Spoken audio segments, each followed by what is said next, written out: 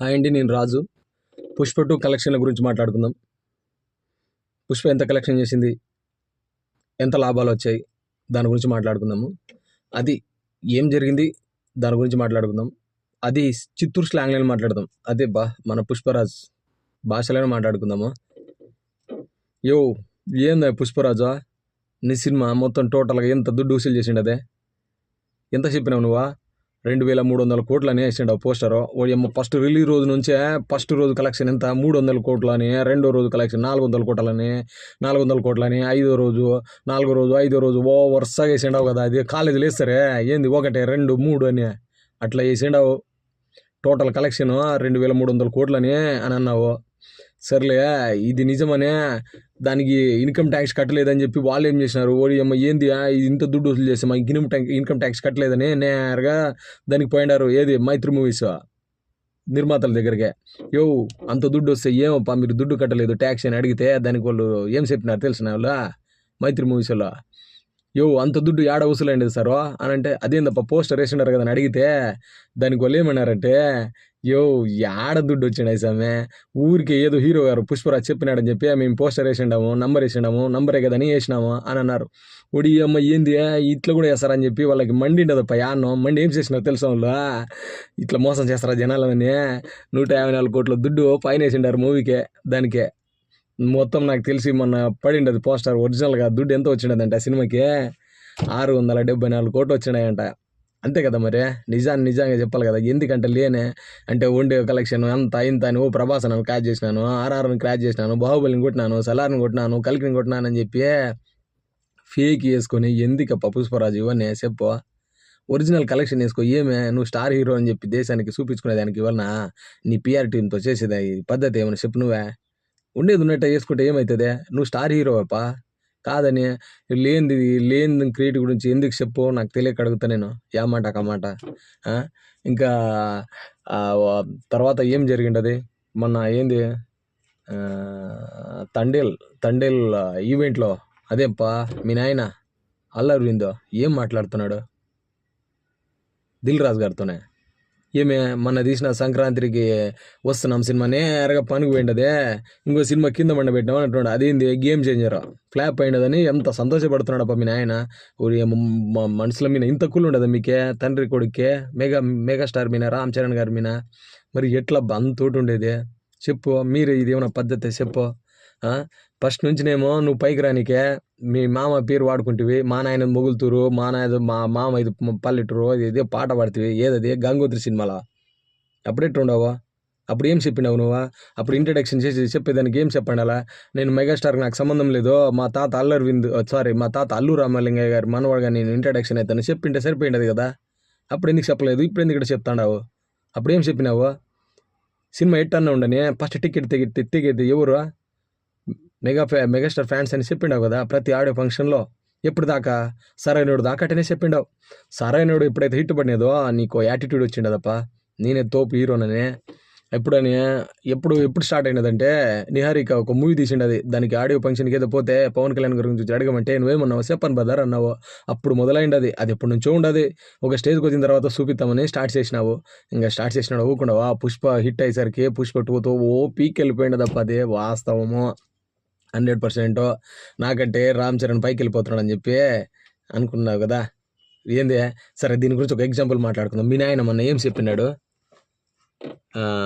ఒక తమిళ ఇంటర్వ్యూ ఏదో ఒక ఇప్పుడు వచ్చిన తండేల్కి ఇంటర్వ్యూ ఇచ్చేటప్పుడు తమిళ్ ఒక ఛానల్కి ఇంటర్వ్యూ ఇచ్చేటప్పుడు ఏమన్నాడు, మా మేనల్లుడు ఫస్ట్ మూవీ చిరుత అబ్బో యావరేజ్ మూవీ అంట. తర్వాత తను ఇచ్చిన గీతా ఆర్ట్స్ బ్యానర్లో వచ్చిన మొగధీర బ్లాక్ బస్టరు నేను ఇచ్చినానని చెప్పి చెప్పుకుంటున్నాడు. ఆ క్రెడిట్ అంతా తన అకౌంట్లో వేసుకుంటున్నాడు. ఏం చెప్పేదానికన్నా పెద్ద మనిషి నువ్వా? ఏమైనా అర్థం ఉండదు నీకే? ఏమి సిరిత సినిమా యావరేజా? నీకు చెప్పనా దానికి మాట్లాడుకుందామా దాని గురించే. సిరిత సినిమా రిలీజ్ అయినప్పుడు ఒక 6 నెలల ముందు ఎవరిదే, నీ కొడుకుదే పుష్పరాజు దేశముద్రు సినిమా రిలీజ్ అయినది కదా. దాని గ్రాస్ ఎంత? 23 కోట్లు. అది బ్లాక్ బస్టర్. తర్వాత రిలీజ్ అయిన సిరిత ఎంత కొట్టిండేది దుడ్డు? 27 కోట్లు. ఇది యావరేజ్ సినిమానా? ఏమేం మనసులో ఇంత ఉండదు నీకే? ఇంకొక విషయం చెప్పదనా, ఏంది మొగధీర సినిమా నువ్వు సెట్ చేసినావా? ఎవరిని? రాజమౌళి దగ్గర పోయి మాట్లాడి మా అమ్మ మేనల్లుడికి అబ్బో యావరే సిరిత పడుతుండదే, నేను మొగధీరతో బ్లాక్ బస్టర్ ఇస్తా అని చెప్పి నువ్వు కలిపిండదే. ఎందుకు సామి ఇట్లా అబద్ధం చెప్తావు నువ్వు? మొగధీర నువ్వు సెట్ చేసి కాదప్ప, ఫస్ట్ సినిమానే రాజమౌళి తీసిండాల. దానికి ఏమన్నాడంటే రాజమౌళి అన్న, ఫస్ట్ రామ్ చరణ్ ఫస్ట్ సినిమాకి ఎట్లా యాక్టింగ్ చేస్తాడో తెలియదు, తర్వాత తన డైలాగులు ఎట్లా చెప్తాడో తెలియదు, ఫైట్లు ఎట్లా చేస్తాడో నాకు ఏం ఐడియా లేదు. అందులో మెగాస్టార్ కూడా కంటే విపరీతమైన ప్రెజర్ ఉంటుంది, ఆ ప్రెజర్ నేను తట్టుకోలేనప్ప, ఏదో ఒక మూవీ తీయండి అంటే సరే అని చెప్పి అప్పుడేమనుకున్నారు, పూరి అప్పట్లో టాప్ అన్న, పూరి అన్న వరుస పెట్టి ఇటు కొడతాండే. అప్పుడు చేసినాడు తీసుకుపోయి సిరుత అంటే దాని అర్థము చిరుతనయుడని వైజయంత్ మూవీస్లో మాట్లాడుకొని స్టార్ట్ చేసినారు మూవీ. అది మళ్ళీ నెక్స్ట్ సినిమా కూడా వాళ్ళతోనే, ఆ బ్యానరే వైజయంత్ మూవీస్, అశ్విని దత్ గారు నిర్మాత. కానీ నువ్వేం చేసినావు? మధ్యలో దూరినావు పోయే. రెండో సినిమా నేను తీస్తా బావా అని చెప్పి మీ బావ ఇక్కడికి అడుక్కొనిలే నువ్వా? తెలియదు అనుకున్నావా? హిస్టరీ ఎప్పుడు మర్చిపోకూడదప్ప, ప్రతి ఒక్కరు ఉంటుంది. నువ్వేం మాట్లాడి వెళ్తుంది అనుకున్నావు ఏమే? అప్పుడు ఏమైంది?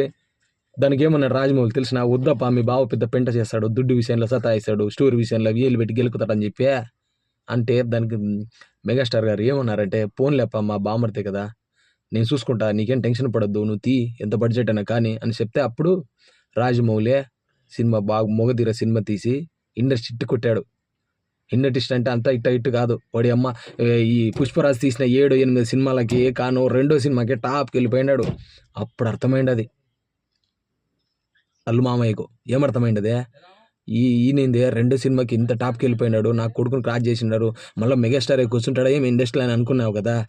దానికి ఎప్పుడు డౌట్ వచ్చింది అది మాకే. మన ఒక ఇంటర్వ్యూలో రాజమౌళి గారు మాట అన్నారు, ఏమన్నారు, మొగధీర సినిమాని ప్యాన్ ఇండియాగా రిలీజ్ చేస్తాము, హిందీలో మలయాళం తమిళ్లో అని చెప్తే నువ్వు దానికి ఏమన్నావు? వద్దు చూడరు అట్ట పట్టించుకోరు అని చెప్పినావంట. ఎందుకనే? నా కొడుకు అంటే టాప్కి వెళ్ళిపోతాడని అనుకునే కదా. అప్పుడే ప్యాన్ ఇండియా మూవీ కదా అది, కాదా? హిందీలో కానీ తమిళ్లో కానీ రిలీజ్ అయితే పెద్ద టాప్కి వెళ్ళిపోతాడని చెప్పి మనసులో పెట్టుకునే రిలీజ్ చేయలే నువ్వు. అడగంగా 11 నెలలకి తమిళ్లో రిలీజ్ చేసినావు. బాగా ఆడిండది. మహావీరుడు అనే టైటిల్ పెట్టే తమిళ్లో రిలీజ్ చేసినారు మొగధీరని. అప్పటి నుంచే నీకు మనసులో ఉండదు, నీ కొడుకు పైకి వచ్చిన దానికే సంతోషం. అబ్బా తెచ్చుకోమని పేరు, మంచి సినిమాలు తీయమని ఎవరు వద్దన్నారు నీ కొడుకునే? నిన్నెవరు ఆపినారు? పెద్ద సినిమాలు తీ. కానీ ఎందుకు అంత కుళ్ళు నువ్వేమో ఫస్ట్ సినిమా ఏంది 3 సినిమాలు ఏదో తీసినావు, అప్పట్లో అట్టర్ ఫ్లాప్ అయినాయి. బావతోనే కదా నీ బ్యాండ్ అంత పైకి వచ్చింది. అదే కిరాతకు నుంచి మొన్న వచ్చిన మొగధీర దాకా దుడ్డు అంతా వచ్చిండేది మీ బావతోనే కదా. ఎందుకు అంత? సరే అబ్బా, నీకు అంత ఉంటే నీ ఇంట్లో ఇంకొక ఆయన ఉన్నాడు కదా, ఆయప్ప పేరేమే, అల్లిసిరిసా, ఆయనను పెట్టి తీపా. నీ కొడుకే కదా రాజమౌళితో మాట్లాడి, ఓ ప్రేమ ఉండదు కదరా, నీ కొడుకునంట వదిలేసినావు కదా, హీరోగా నీలో దొక్కలేకపోతున్నాడు కదా, పొయ్యి రాజమౌళితో మాట్లాడి సెట్ చేసే ఒక 500 కోట్లు పెట్టి దుడ్డు పెట్టి సినిమా తీపా, ఆడుతుందేమో. మాట్లాడదానికైనా ఉండాలప్పా. ఇంత అబద్ధమా చెప్పేదే? జనాలకి ఏం తేలిదా అనుకున్నావు ఏమే? మెగా ఫ్యాన్ అప్ప, అన్నీ నోటీస్ కాడ ఉంటాయిడా, గుర్తు పెట్టుకునే ఉంటుంది మా ఇంట్లో. నేను ఒకటి మాత్రం ఏమాట మన చెప్తాను చూడు, ఒకరిని తొక్కాలని చూస్తే మనమే లోనికి పోతాము. రామ్ చరణ్ గారి స్టఫ్ ఏందో అందరికి తెలుసా? చిరుతతో తెలుసు, మొగధీరతో తెలుసు, రంగస్థలంతో ఇంకా ఆడపోయినాడో నీకు కూడా తెలుసు. ఆర్ఆర్తో చెప్పే పనేలేగా. నీకు అర్థమైందప్పా, నా కొడుకు 10 సినిమాలు తీస్తే ఈయన రెండో సినిమాతోనే బ్లాక్ బస్టర్ హిట్ కొట్టి ఇండస్ట్రీ హిట్ కొట్టి టాప్లోకి వెళ్ళిపోయినాడు అని. అది మనసులో పెట్టుకునే కదా మొన్న తమిళ ఇంటర్వ్యూలో ఈ మాట చెప్పిండు. అది సిరిత యావరేజ్ అని. 27 కోట్లు కలెక్షన్ చేసిన సినిమా యావరేజ్, 22 కోట్లు తీసిన కలెక్షన్ చేసిన దేశముద్ర బ్లాక్ బస్టర్. చెప్పేదానికన్నా ఉండాలప్ప. ఎందుకు ఇంత కుల్లో? మీ బావులు ఏం చేసినారు నీకు అంత ద్రోహము? నాకు తెలియక అడుగుతా నేను. నీకు మంచి పేరుగా తెచ్చిండి అది నీ బ్యానర్కి, దుడ్డు ఏమో బాగా సంపాదించుకుంటేవి. ఇప్పుడేమో నీ కొడుకు ప్యాన్ ఇండియా హిట్ అయ్యేసరికి పుష్ప 1 పుష్ప 2 హిట్ అయ్యేసరికి ఇంకా వాళ్ళతో పని లేదు అనుకున్నావు కదా. సరే దేనికనే టైం వస్తుందప్ప, చూద్దాం మరే, ఒకరోజు చూద్దాం. ఉందిరా మరే. జై హింద్.